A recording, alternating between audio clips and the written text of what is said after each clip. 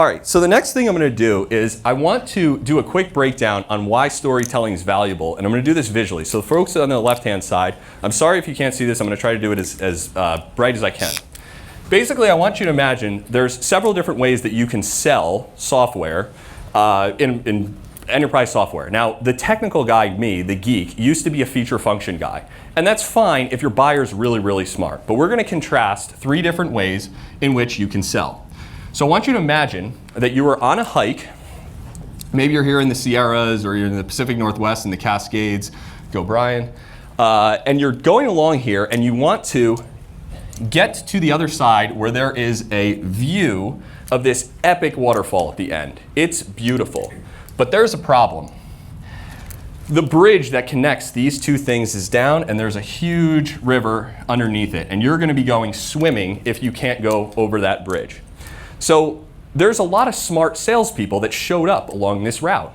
And they determined that, hey, this is a good opportunity to sell something, aka a bridge to get you from one side to the other.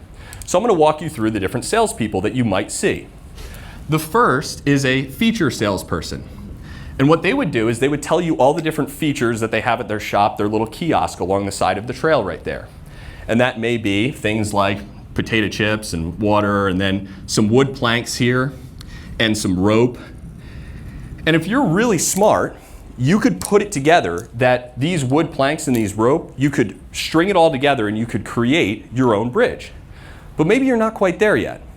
Or maybe you do know how to do that, but you don't actually want to go and build a bridge. You just want this thing done for you.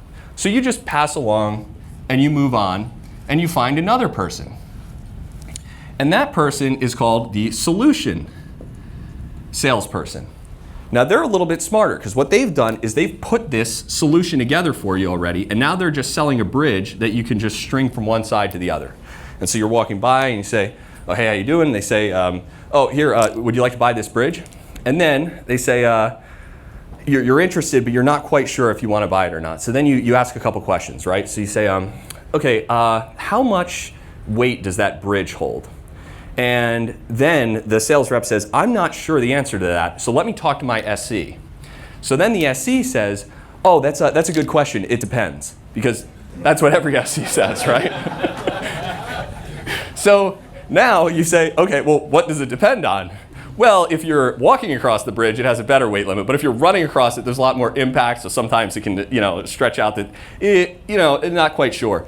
Okay, well, I'd like to know the answer to that question. I'm a good SE, so I'm going to write that down, and can I follow up with you? Yes, absolutely. Cool, but you just lost the sale, and you're going on to the next person. So now you come across the story salesperson. And the story salesperson just comes up, you say, oh, hey, how you doing? You said, good, I'm going down to the waterfall to get the view. Oh, really? Did you have a plan to get over the bridge yet? No, not yet, actually. Yeah, we're trying to figure that out. Oh, well, so Doug actually just went this morning. He said the view was awesome. Oh, how'd Doug get over there? Oh, he just used this. And they're selling the exact same solution. But here's the difference.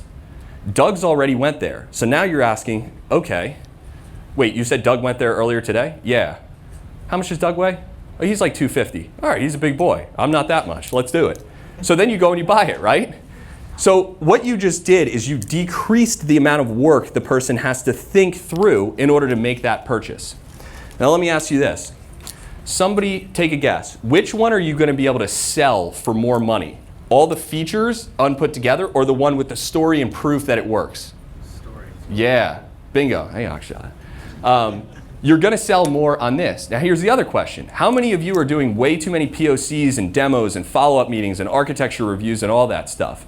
Yeah, I got a bunch of hands up. What do you think you're going to do that for? Something where you got to prove it out and see if it actually works, or something that's already proven?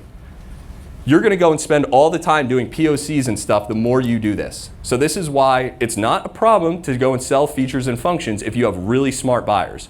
But if you're strapped for time, like every pre-sales organization is, the more you tell stories, the less work you're going to have to do. So that's the value in telling stories in sales.